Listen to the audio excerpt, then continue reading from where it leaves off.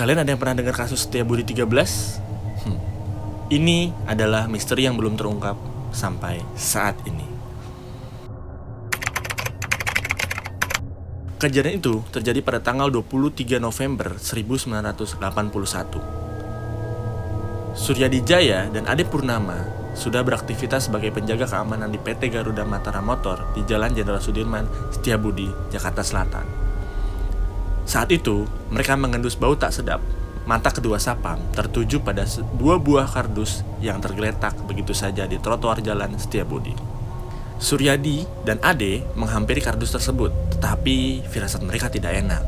Makanya mereka tak berani membukanya. Lalu, keduanya melaporkan penemuan kardus tersebut kepada polisi yang tengah mengatur lalu lintas.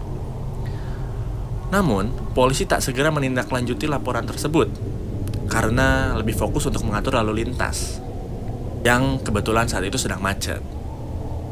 Tak lama, melintas dua pemulung. Mereka girang menemukan dua kardus yang teronggok di trotoar.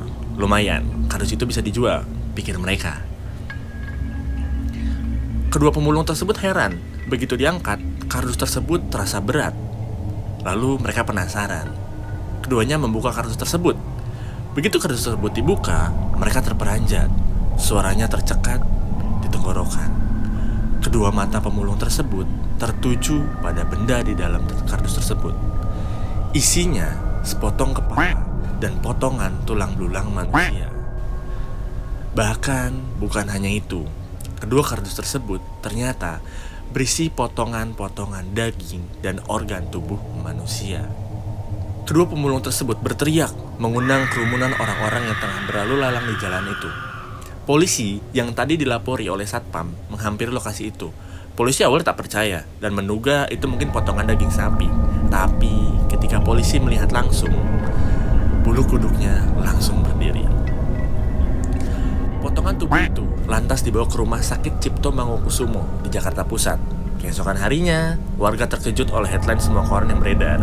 Baru pertama kali itulah terjadi kasus pembunuhan korban mutilasi di Indonesia. Bahkan kasus itu pun dinamai mutilasi Setiabudi 13. Dan yang unik dari kasus itu adalah hasil otopsi tulang belulang dan daging diketahui pelaku sangat sadis. Si pembunuh tak hanya memotong-motong tubuh korban, tapi juga menyayat dan mengupas seluruh daging dari tulangnya. Dan yang uniknya, wajahnya tidak diapa-apakan. Telapak tangan masih ada, telapak kaki masih ada juga. Selebihnya itu ya seperti kambing guling, disayat-sayat ratusan potong.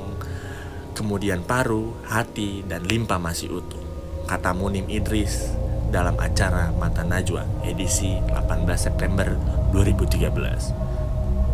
Pembunuhan dan mutilasi diperkirakan terjadi tanggal 21 November 1981 karena jasad korban saat ditemukan sudah membusuk. Pelaku memotong korban menggunakan gergaji besi karena ditemukan bekas gesekan kecil pada tulang belulang. Diperkirakan usia korban antara umur 18 tahun sampai 21 tahun, tinggi badan 165 cm, tubuh agak gemuk dan tegap, terdapat tai lalat. Korban memiliki penyakit fimosis atau lubang kencing yang sangat sempit pada ujung kemaluannya. Seluruh keterangan tersebut ditulis oleh Munim Idris di bukunya dengan judul Indonesia X-File. Korban dimutilasi lebih dari satu orang sebab menurut Munim, mengerat tulang dan mengelupas mayat bukan pekerjaan mudah. Saat itu, polisi pun menduga pembunuhan keji ini dilatar belakangi balas dendam. Korban diletakkan di tempat umum agar kabar pembunuhan cepat tersiar. Tapi anehnya, sidik jari ada, muka ada, tapi tidak terungkap sampai sekarang, ujar Munim. Tim forensik saat itu sepakat bahwa pelaku sangatlah ahli. Sebagai gambaran, ahli forensik profesional yang terlatih pun membutuhkan waktu sekitar 2 jam hanya untuk membedah mayat.